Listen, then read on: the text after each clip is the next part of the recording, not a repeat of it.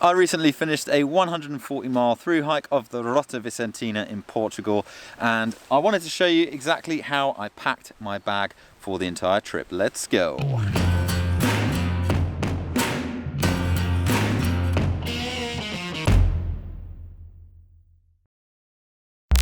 Hello fellow hiker and world traveller, Russ here, bringing you the best tips and inspiration for hiking around the world. I have here beside me everything that I took with me on the RV, but if you want to see everything that's inside all of the Ziploc bags, then definitely go and check out my full kit list that you'll be able to click a link to the video to up here in the corner, so you can see everything that's in the entire kit list. I definitely recommend that you check that video out before you watch this one, so you get a full idea of exactly how I packed everything up into the individual bags. But for this video, I'm just going to show you the order of everything that I put in the bag and how I packed my backpack. So without further ado, let's crack on. Okay, so here is my Atom Plus backpack, and the first thing that's going to go in there is the pack liner, which is made out of DCF and custom made for this backpack. So I'm going to put that in.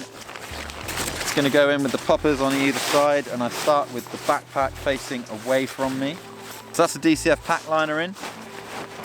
Now most people, what they do is they pack their sleeping bag in like a packing pod or something like that, but if you've got a down sleeping quilt that's ultra light, then what you want to do is just grab your sleeping quilt and ram it into the bottom of the pack first thing, because it's the last thing you're going to take out and it's what you want to keep dry the most. So that goes into the pack liner first.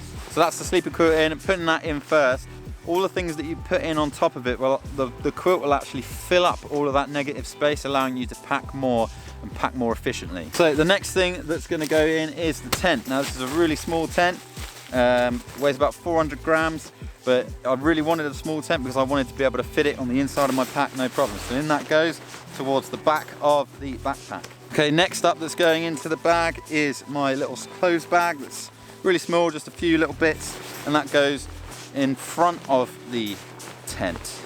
So you've got the quilt at the bottom, the tent at the back, and then the little bag of clothes that's going to go in front of the tent.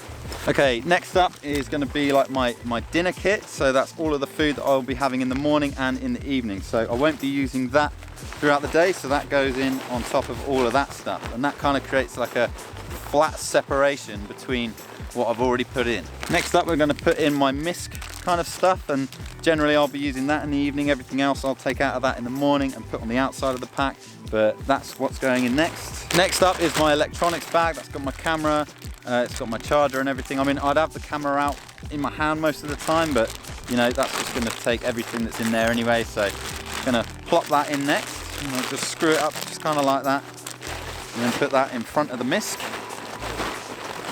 So we've barely got half the pack filled now, barely. Everything else that I've got here actually goes on the outside of the pack, apart from a couple of bits. So next up is my waterproof shell. That is the Frog Togs rain jacket.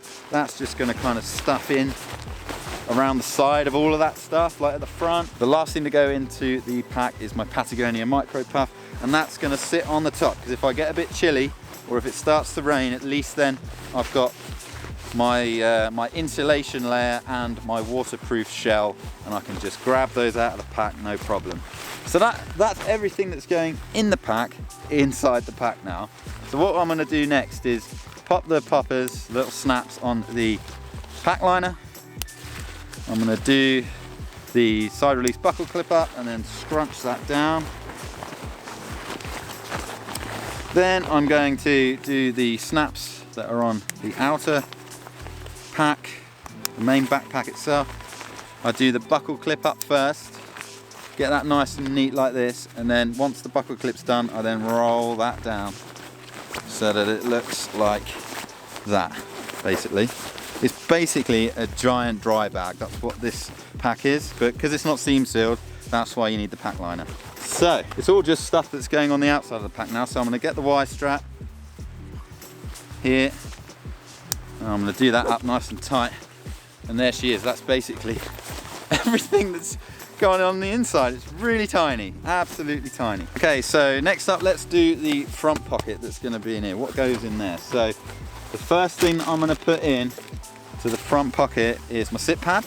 A lot of people put them on the top of the pack with the Y strap, but if I want to sit down, I don't want to have to undo the pack because you might want to sit down quite often. So I just put it in the front pocket, just like that, so that if I want to grab it, I can just whip it out of the front pocket.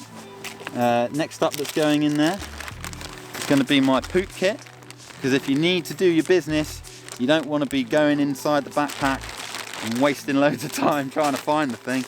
So everything that's in the poop kit in this Ziploc bag, just going to kind of push the air out of that, roll it up nice and neat into like a sausage shape, and then that goes to the left of the sit pad, just like that, to the left of the sit pad. Next up that's going in the front pocket is my Thermarest Newer X-Lite sleeping pad, and that just goes to the other side of the sit pad. Now, because it's so dry out in the RV, I decided to put the sleeping pad in the front pocket, just because when it's inside the pack, it's such an awkward cylindrical shape. It kind of can make things kind of bulge out a bit, and it can dig into the back. If it was a wetter hike, then I would have probably put that inside the pack, but because it was so dry, I wanted to save space on the inside and just keep the Thermarest on the outside in the main pocket. Next up on the front pocket, I'm going to put my stove, and that goes in there on top of the poop kit, just like that, just like that. See, on top of the poop kit. So all I've got to do is take out the stove, and then I can grab my poop kit. I can take out the sit pad whenever I want. That's everything that's going in the main front pocket. Okay, next we're going to start putting stuff in the side pockets. Now this pack has a little line lock adjuster, see that blue strap? And I think that's also for putting an ice axe on, but I tend to use this for keeping my trekking poles nice and tidy. The trekking poles go through the blue cord first, and then into the side pocket, and then I pull the blue cord tight, and it keeps my trekking poles nice and neat and tidy and out of the way, just like that. I put them in so that the pointy ends are facing up. I don't want to have pointy ends poking through the bottom of the side pocket, so that's how the trekking poles are going to be put in. Next to the trekking poles, I will put my tent stakes. They're going to get covered in sand and dirt, so I'd rather put them somewhere where they're not going to get all dirty inside the backpack. Next up, we'll put my 1.5 litre water bottle on the other side pocket, and we'll put it in like that. And the good thing about this pack is it's got these little strappy things, and I just snap it to the outside of the bottle, and then it keeps it nice and tidy. And if I bend down, the water bottle isn't going to fall out of the pocket. Really cool little feature of this backpack. Okay, sticking with the water theme on that side pocket, we're going to put my Sawyer Squeeze filter, which I didn't use on the trek, but I had it anyway. We'll put my Nock Vecto water pouch, which I also didn't use, but it was there.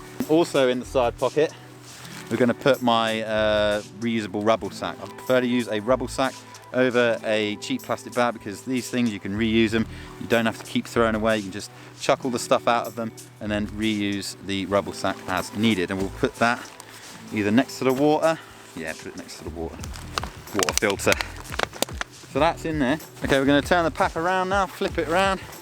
And now we're going to start putting things inside the hip belt pockets, which are like this, made out of the same material as the main body of the pack. So on the left one, I'm going to put my headphones in my left hip belt pocket. Didn't need any map and compass for this trek, you can just use your phone really. Oh, I forgot, I did actually have a map that went on the inside of the bag. It was outside, it was between the bag and the pack liner, and it just went here on the back panel. So I forgot to show you that, but there is a map in there, but I barely used it. I was very lovingly bequeathed it by a friend of mine out there. But yeah, there's the map. Okay, next up in the left hip belt pocket, I'm going to put my Aqua Mirror water treatment drops. Didn't use them once, was refilling up my water bottle at Towns. Let's do up that left hip belt pocket, because that's all I had in there. In the right hip belt pocket, I'm going to then get my batteries for my Sony RX100 camera, a couple of other little bits in there as well, so that's just some electronic things. If I wanted to put some images on my phone, I've got a little connector that goes onto a iPhone as well.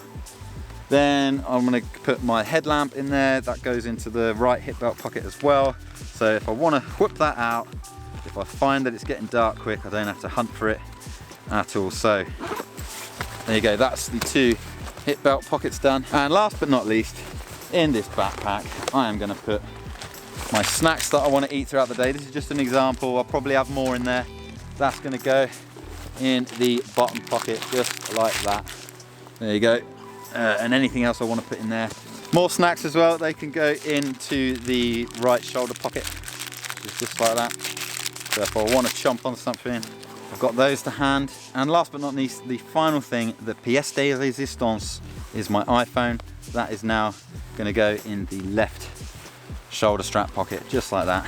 And hey presto, you've got a complete packed bag for the Rota Vicentina. That's basically it, that's everything I took, all packed up. That's the order that I packed it in. Again, do be sure to check out the entire kit list. You'll get a better idea of everything that's packed away in those kind of Ziploc bags as well. But that's the order that I put everything in. That's how I pack my bag for most hikes these days. That's pretty much everything that I'm going to be taking on the Pacific Crest Trail as well, minus a few things. A video on that will be coming up very soon. So that's basically it. Campfire question, how do you pack your backpack for a long trip just like this? Let us know in the comments section below. The trail hunter community would love to hear from you. Thank you so much for watching this video. I hope you enjoyed it. Thumbs if you did, subs if you love it, and I'll see you in the next one.